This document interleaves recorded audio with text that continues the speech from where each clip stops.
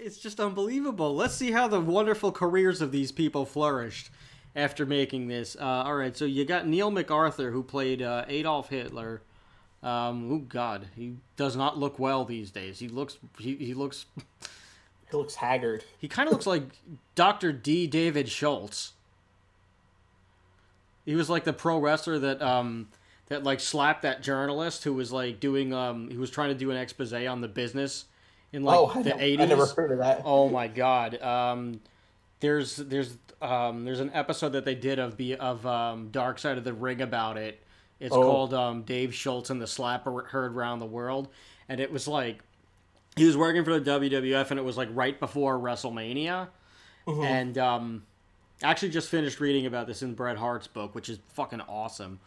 Yeah. So like Dr. D was like this pro wrestler, and like he was a big time heel. And this was back in the days when you would protect the business, and everybody and like people like thought that wrestling was real. And Yeah, kayfabe was law back yeah, then. oh yeah, and you better believe it, sucker. And there was this guy, I forgot his friggin' name, but there was a regular like nighttime investigative TV journalist guy who was like doing whatever his expose was, and this particular one was on wrestling, and it was one of those that they would usually crank out like every year or something, where it was like, pro wrestling, is it fake? And Oh yeah. you know, they do one of those things, and the guy goes into the he goes into the room, he goes into the backstage area, and he's like, I'm here with Dr. D. David Schultz, and he's like, and I'm here to ask the tough question, is pro wrestling fake? And like before they had like done it, Vince McMahon had briefed him like, oh, there's a journalist, he's going to talk to you tonight, and he was like, all right, well, what do I want to do? He's like, all right, well, what do you want me to do? And he's like, well, do whatever he's like, do whatever fits your character, or do whatever you need to do to protect a business or whatever. So he was like following orders, and the guy asked him, like point blank, the journalist asked Dr. D, so is pro wrestling fake? And he like slaps him as hard as he can in the ear, and like God. this guy like collapses to the floor immediately, and he's like, is that fake, boy? Is that fake? So like of all the wrestlers they could have given him, this was not the guy to do it. Obviously not. And like you would think that like in the locker room everybody would be patting him on the back, he'd get a big push. Dr. D was pretty much blackballed immediately from this, from like the lawsuits and whatever other stuff that happened to this guy who like he claims that he still like has hearing issues. Wow. And like he like had to wear a neck brace for a while. I mean, I don't know if this is what his lawyer told him to do so he could get more money. It probably is.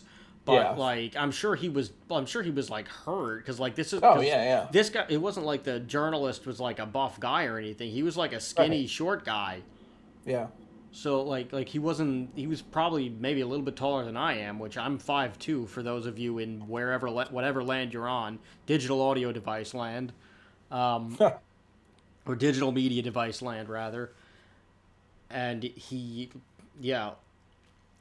like still has it. He did it anyway, and some other guy turned on the business. But like Dr. D got blackballed immediately, and he couldn't even, and like no place would like book him.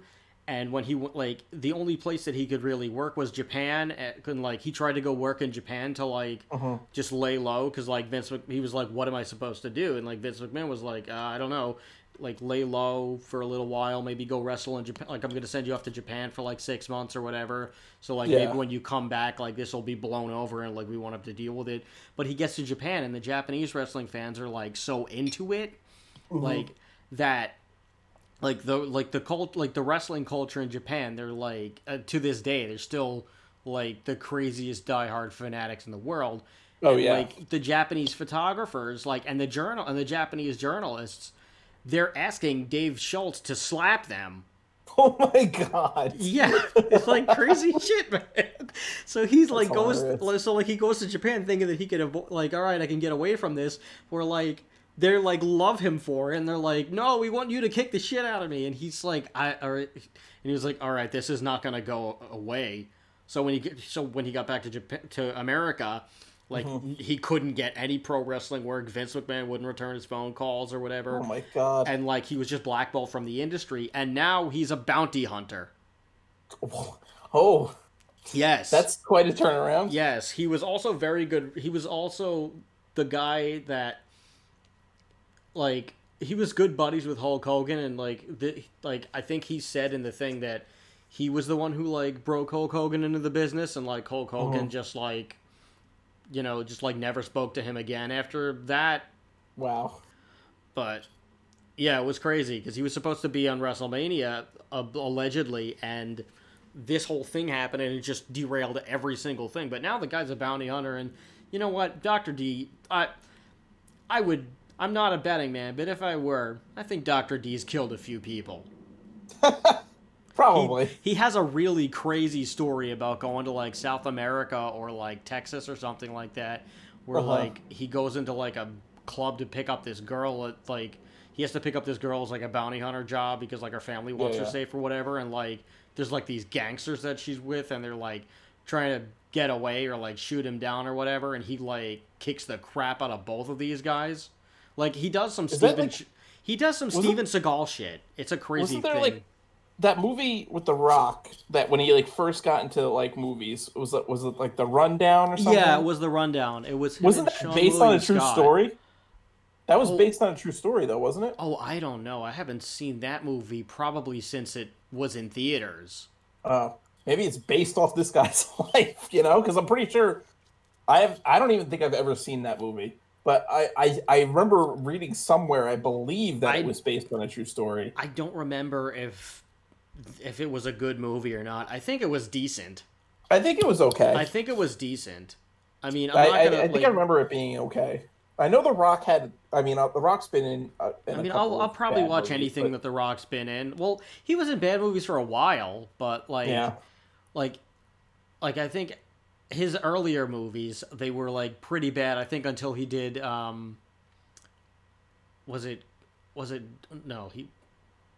Was Gridiron Gang? Was he Gridiron Gang, or he did the football movie was that he did? That kind of changed everything. I don't remember which one. I've never seen it, so I'm not sure. Yeah. Yeah, hold on, let me see this. The Rock football movie. The game. Oh, the Game Plan? Is that it? No. The game.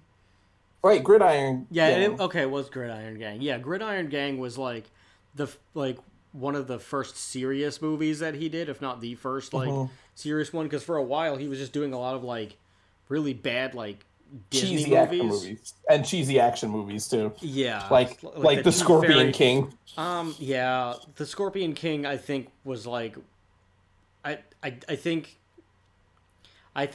it's overrated because The Rock's in it. Like I think it's one of those things where you're like, oh man, it's The Rock, and then like you watch it, and it's like, oh. Okay, this isn't really the best movie, but like The Rock's in it, so I'll watch it. That was when The Rock was the biggest star in wrestling at that time, so it made sense to put him in a movie.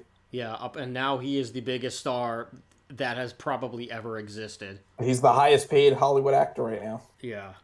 Which is crazy to think that The Rock who came up doing pro wrestling is now the highest paid Hollywood actor. Just blows my mind, It's like what happened there?